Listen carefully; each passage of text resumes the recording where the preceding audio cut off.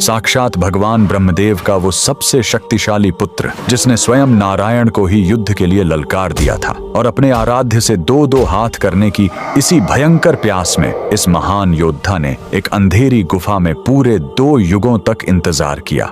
और फिर द्वापर युग में भगवान कृष्ण के साथ शुरू हुआ 28 दिनों का सबसे खौफनाक महायुद्ध। कहानी आरंभ होती है सत्य युग से, जब ब्रह्मा जी के जम्हाई लेते समय उनके मुख से एक अत्यंत शक्तिशाली बालक का जन्म हुआ, जाम्बवंत।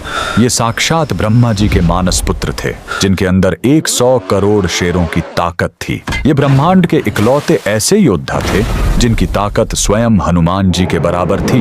इनकी असीम शक्ति का अंदाजा इसी बात से लगाया जा सकता है कि जब वामन अवतार में भगवान ने अपने 3 कदमों में पूरा ब्रह्मांड नाप दिया था, तब जाम्बवंत जी ने अपनी जवानी के जोश में उस विशाल काय वामन भगवान की 21 बार परिक्रमा कर ली थी। फिर आया त्रेता युग। जाम्बवंत जी ने भगवान राम की सेना का साथ दिया। पूरे रामायण काल में साक्षात नारायण के अलावा कोई ऐसा पात्र नहीं था जो जाम्बवंत जी से युद्ध लड़ सके। ये वही थे जिन्होंने हनुमान जी का मार्गदर्शन किया और उन्हें उनकी भूली हुई शक्तियों की याद दिलाई। लंका विजय के बाद जाम्बवंत जी ने अपने आराध्य श्री राम को ही युद्ध के लिए चुनौती दे दी। भगवान राम मर्यादा पुरुषोत्तम थे, इसलिए उन्होंने मुस्कुराकर कहा, इस युग में नहीं ऋक्षराज, जब मैं द्वापर युग में कृष्ण बनकर आऊंगा तब तुम्हारी ये युद्ध की इच्छा जरूर पूरी करूंगा। बस इसी एक युद्ध के इंतजार में जाम्बवंत जी गुजरात के पोरबंदर में स्थित राणावाव की इस खौफनाक गुफा में चले गए और युगों तक अपने प्रभु का इंतजार करने लगे।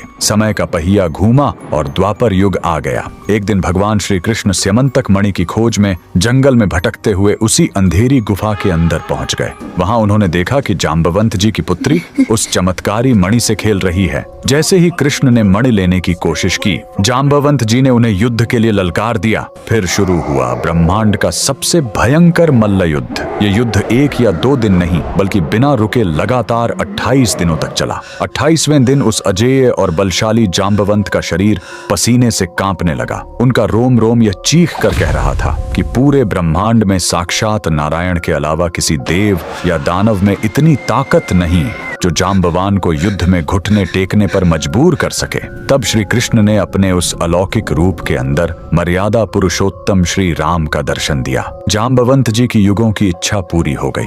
वो रोते हुए अपने प्रभु के चरणों में गिर पड़े, उनसे माफी मांगी और अपनी पुत्री का विवाह भगवान श्री कृष्ण से करवा दिया। गुजरात के पोरबंदर की जाम्बुवंत गुफा आज भी इस महायुद्ध का जीता जागता प्रमाण है। अगर आप भी भगवान राम और कृष्ण की इस अद्भुत लीला को मानते हैं तो कमेंट में जय श्री राम जरूर लिखें।